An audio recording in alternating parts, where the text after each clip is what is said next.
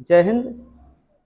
जैसे कि आप जानते हैं, आज 26/4/2023 के दिन छत्तीसगढ़ में एक नक्सली हमला हुआ है और उस नक्सली हमले में हमारे भारत के 11 जवान शहीद हुए। आप सभी को पता है कि छत्तीसगढ़ मध्य प्रदेश के बाजू में ही है और ये जो छत्तीसगढ़ है, छत्तीसगढ़ का निर्माण मध्य प्रदेश में से ही तोड़ करके इसका निर्माण किया गया था। तो छत्तीसगढ़ के दंतेवाड़ा में एक नक्सलियों ने ब्लास्ट किया है, जिसमें डीआरजी के 11 जवान शहीद हुए, यानी कि डिस्ट्रिक्ट रिजर्व गार्ड के 11 जवान शहीद हो गए। तो आप लोगों के मन में यह सवाल होती होगी कि नक्सली मतलब क्या। आप लोगों ने आतंकवादी का नाम सुना है और नक्सलियों का भी नाम सुना है।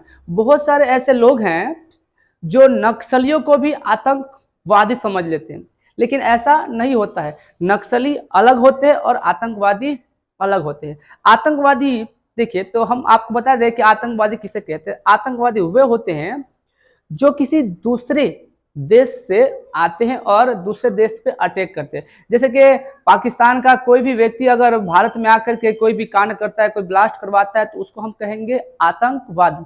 लेकिन नक्सली किसे कहते हैं? नक्सली हम उन्हें कहते हैं जो उसी देश के हो, उसी देश, मतलब भारत है तो भारत का ही कोई व्यक्ति होगा जो हमारे भारत के किसी राज्य के विरुद्ध कोई कृत्य करे। यानी कि ये जो छत्तीसगढ़ में जो नक्सली अटैक हुआ है, यह जो व्यक्ति है, ये जो व्यक्ति है सब छत्तीसगढ़ के ही होंगे।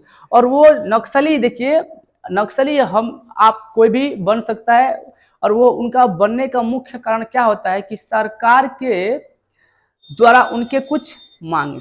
जैसे कि मान लीजिए कि अभी हम जिस भी राज्य के हैं, वहाँ पे हमने कहा कि हमें इस जगह पे सुविधाएं नहीं मिल रही है, तो हम सरकार से अपनी सुविधाओं की मांग करते हैं। लेकिन सरकार जब हमें हमारी सुविधाएं हमें नहीं प्रदान कर पाती है, तब अंदर से एक आक्रोश उत्पन्न होता है और आक्रोश उत्पन्न होने के चलते हम सरकार के विरुद्ध कार्य करने लगते हैं। और जब हम सरकार के विरुद्ध कार्य करते हैं, तब सरकार हमको नक्सलवादी के नाम से पुकारती है और उसके बाद से हमें एक नया नाम मिल जाता है जिसको कहते हैं नक्सली, और इस प्रकार से नक्सली बनते हैं।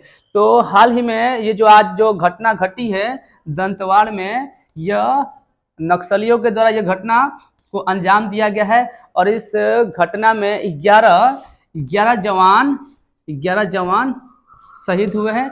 यह बहुत ही दुख की बात है कि 11 जवान शहीद हुए हैं। और मेरे ऐसा अनुमान हम लगा सकते हैं कि आखिर इन नक्सलियों के बाद से जो बारूद है, गोले है, आरडीएक्स आते कहाँ से आते हैं, यह बात विचारने योग्य है। और हमारे जो 11 जवान शहीद हुए हैं, उनके लिए हम 2 मिनट का मौन व्रत रखेंगे।